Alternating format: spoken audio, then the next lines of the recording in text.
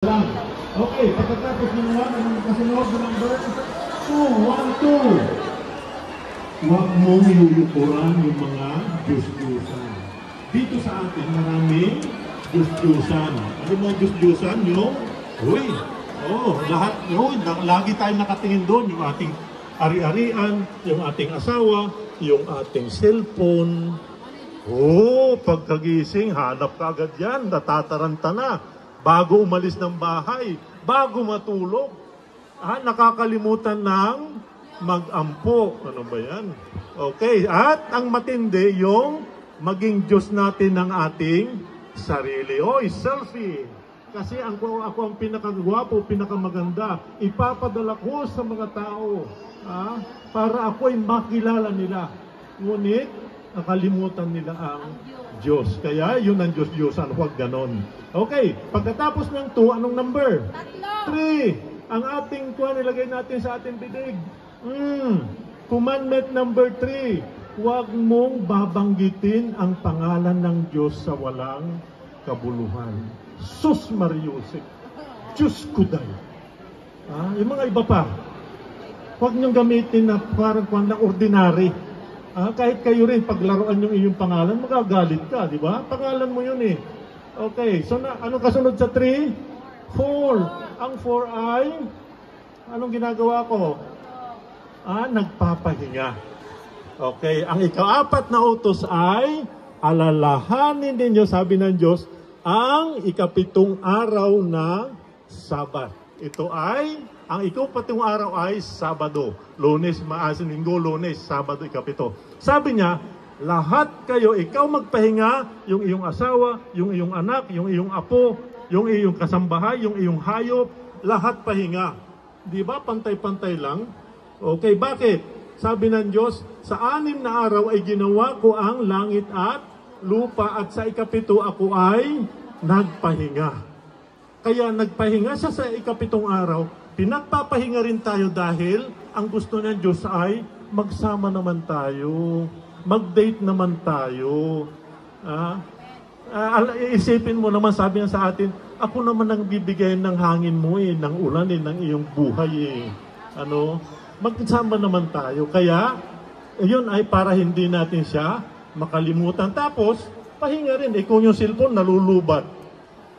Yung kalabaw napapagod. Yung pakaya tayo. Kasi pag kayod tayo ng kayod, ang daming pera. Pag nagkasakit naman, bayad sa doktor, bayad sa ospital, ubos din. Talo, Okay, pang-4, anong kasunod na number sa 4? 5.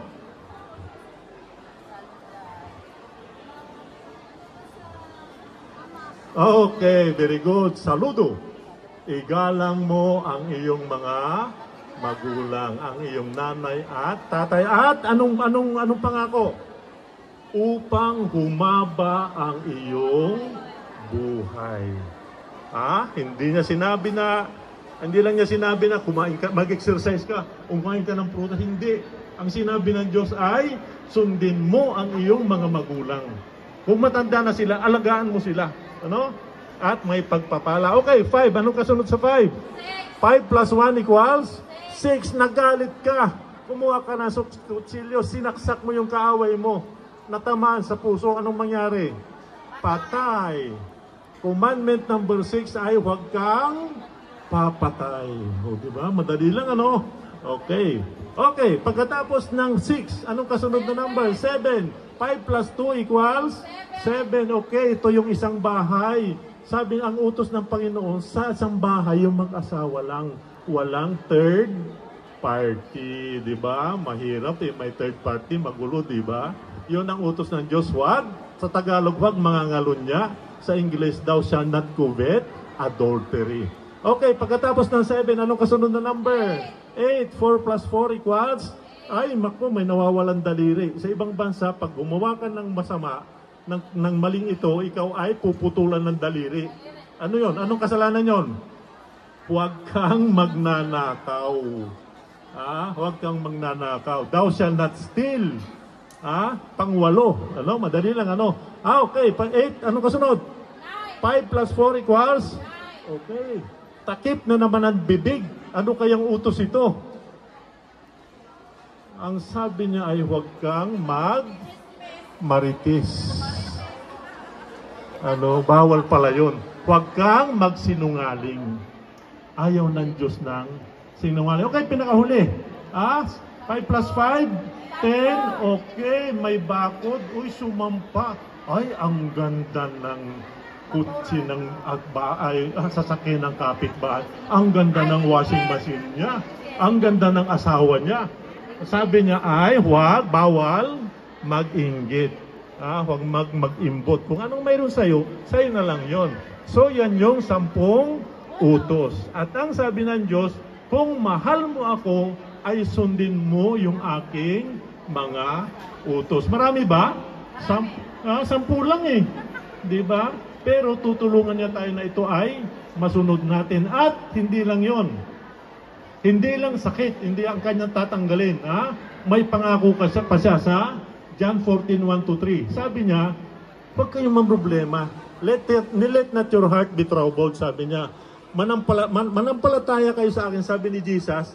At doon sa bahay ng aking ama ay maraming matitirahan, maraming tahanan. Sabi sa isang version, maraming mansyon. Ako ay pupunta ron at ipaghahanda ko kayo isa-isa. Ate, may naka-mansion ka? Nakatira ka sa mansion? May mansion ka? Wala. Sinong may mansion dito? Wala, kahit ako rin. Pero sabi niya rito ay igagawa ko kayo at pag natapos ko, babalik ako rito, sabi ni Jesus, at kukunin ko kayo, kung nasaan ako ay nandoon din kayo. Libre yun. At ang sabi pa ron, pag yung Bible nandoon lahat ang mangyayari. Sa pinakahuling book sa Revelation, sabi niya, dadalhin ko kayo sa bagong langit at bagong lupa na wala ng sakit, wala ng kamatayan, wala ng away, wala ng gutom, walang bagyo, walang lindol, walang COVID, walang